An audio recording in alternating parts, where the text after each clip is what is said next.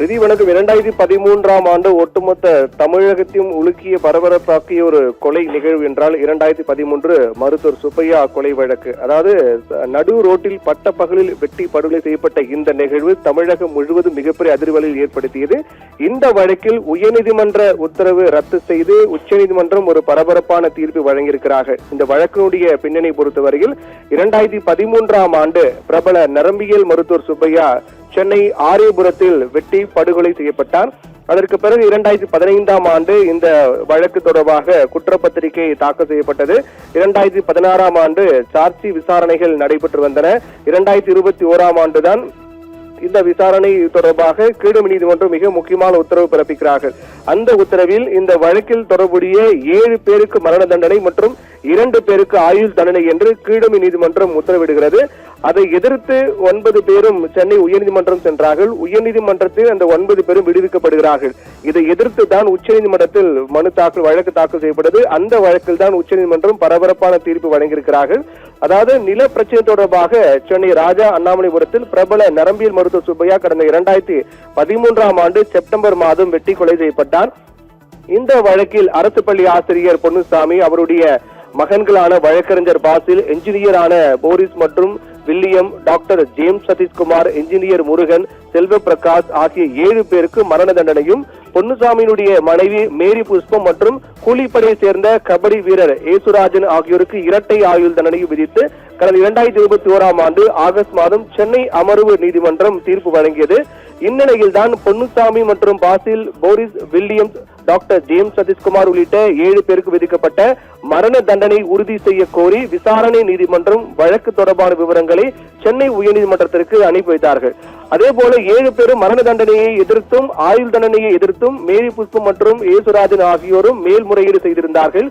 இந்த வழக்குகளை நீதிபதிகள் எம்.எஸ். ரமேஷ் மற்றும் சுந்தர் மோகன் அமர்வு விசாரித்தார்கள். அப்போது குற்றவாளிகள் தரப்பில் விசாரணை நீதிமன்றம் முறையாக தங்களுடைய வாதங்களை கருத்தில் கொள்ளவில்லை, கொலை, கூட்டு சதி உள்ளிட்ட குற்றச்சாட்டுகள் காவல்துறை தரப்பில் முறையாக நிரூபிக்கவில்லை என வாதிடப்பட்டது. அப்போது காவல்துறை தரப்பில் அனைத்து தரப்பு வாதங்களும் முழுமையாக கவனத்தில் கொண்டு விசாரணை நீதிமன்றம் தண்டனை விதித்துள்ளது. விசாரணை நீதிமன்றம் விதித்த தண்டனையை உறுதி செய்ய வேண்டும் என்று வாதிடப்பட்டது.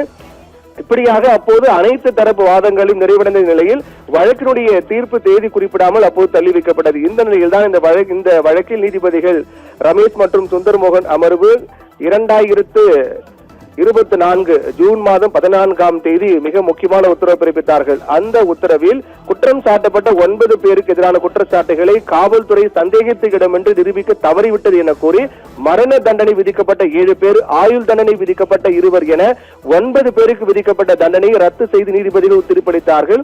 மேலும் 9 பேரும் வேறு வழக்குகளில் தேவையில்லை என்றால் உடனடியாக விடுதலை செய்யும் நீதிபதி உத்தரவிட்டார்கள். இந்த உயர்நீதிமன்ற உத்தரவை எதிர்த்து தான் உச்சநீதிமன்றத்தில் மேல்முறையீடு செய்யப்பட்டது.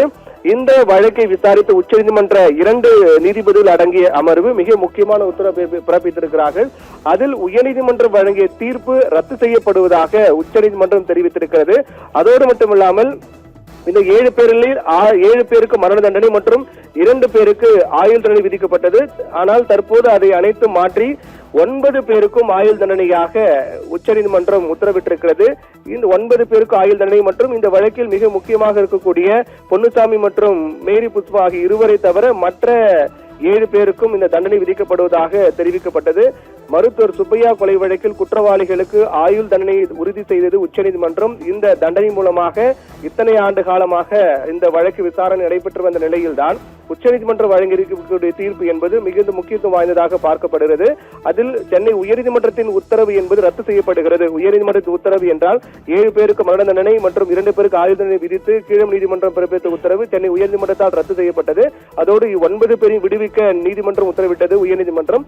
அதை எதிர்த்து உச்சநீதிமன்றத்தில் தாக்கல் செய்யப்பட்ட மனுவில் 7 பேருக்கும் ஆயுள் தண்டனை விதிப்பதாக உச்சநீதிமன்றம் உத்தரவிட்டது. இந்த வழக்கினுடைய மிக முக்கிய திருப்பு முனையாக பார்க்கப்படுகின்றது. ரிதி.